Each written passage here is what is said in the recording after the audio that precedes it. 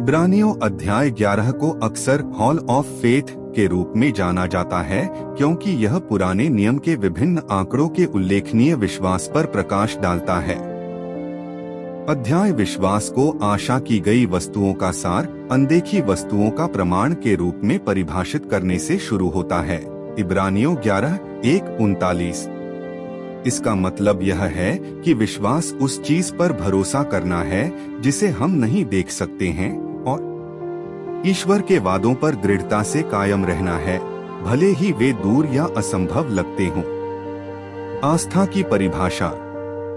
एक चमकते स्क्रॉल या टैबलेट को इन शब्दों के साथ, विश्वास आशा की गई चीजों का सार है, अनदेखी चीजों का प्रमाण है, पृष्ठभूमि प्रकाश और छाया का मिश्रण है जो अनदेखी और अपेक्षित का प्रतिनिधित्व करती है। हाबिल का बलिदान।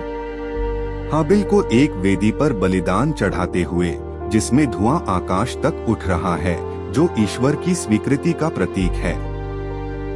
हाबिल को शांत अभिव्यक्ति के साथ, जबकि कैन तिरस्कारपूर्ण या ईर्ष्यालु दृष्टि से देखता है। हनोक का स्वर्गारोहण। हनोक को उज्ज्वल प्रकाश से घिरा हुआ स्वर्ग में ले जाया जा रहा है, जबकि नीचे की पृथ्वी छाया में धुंधली हो गई है। छवि में शांति और दैवीय अनुग्रह की भावना व्यक्त है। नूह ने संदूक का निर्माण किया। नूह और उसके परिवार को विशाल जहाज का निर्माण करते हुए, जिसकी पृष्ठभूमि में जानवर एकत्रित हैं। आसमान अशुभ बादलों से काला हो सकता है, जो आसन बाढ़ का प्रतीक है। अब्राहम की यात्रा। अब्राहम को अपने परिवार और भेड़ बकरियों को एक विशाल रेगिस्तान में ले जाते हुए दर्शाया गया है, जिसमें दूर दूर के पहाड़ वादा किए गए देश का प्रतीक हैं। इब्राहिम को ईश्वर के निर्देशन में अपना विश्वास दिखाते हुए दृढ़ लेकिन विनम्र अभिव्यक्ति है। इसहाक के साथ सारा। उदाहरण के तौर पर सारा ने बच्चे इसहाक को पकड़ रखा है, उसका चेहरा खुशी और विस्मय से भरा हुआ है। उन्हें गर्म चमक से घेरें, जो उनकी वृद्धावस्था के बावजूद ईश्वर के वादे की पूर्ति का प्रतिनिधित्व करता है। लाल सागर में मूसा। मूसा को विभाजित लाल सागर के किनारे पर खड़े हुए दिखाए, दोनों तरफ पानी ऊपर उठा हुआ है। पृष्ठभूमि में इस्राएलियों को विस्मय और कृतज्ञता की अभिव्यक्ति के साथ पार करते हुए देखा जाता है। राहब जासूसों का स्वागत करते हुए। राहब को इस्राएली जासूसों के लिए अपने घर का दरवाजा खोलते हुए, खिड़की से जेरिको शहर दिखाई देने पर उसे सतर्क लेकिन दृढ़ है। आस्था के नायक। गिदोन, सैमसन, डेविड और सैमुअल जैसी शख्सियतों का एक असेंबल, जिनमें से प्रत्येक आस्था के कार्य में लगे हुए हैं। पृष्ठभूमि तारों से भरा आकाश हो सकता है, जो इब्रानियों 12:1 में वर्णित गवाहों के बादल का प्रतिनिधित्व करता है। स्वर्गीय पुरस्कार। एक गौरवशाली स्वर्गीय शहर का दर्शन, जिसमें संत उसकी ओर बढ़ रहे हैं। शहर को रोशनी से जगमगाना, जो आस्था से जीने वालों के लिए अंतिम पुरस्कार का प्रतीक हो।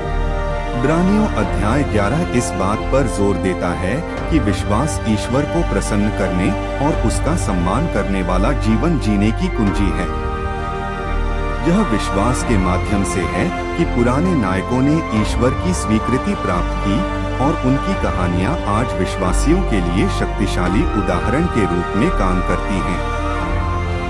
विश्वास में विश्वास, आज्ञाकारिता और दृढ़ता शामिल है, तब भी जब हम परिणाम नहीं देख सकते हैं। यह हमें आश्वस्त करता है कि ईश्वर वफादार है और उसके वादे सच्चे हैं। डेविड का गोलियत से सामना।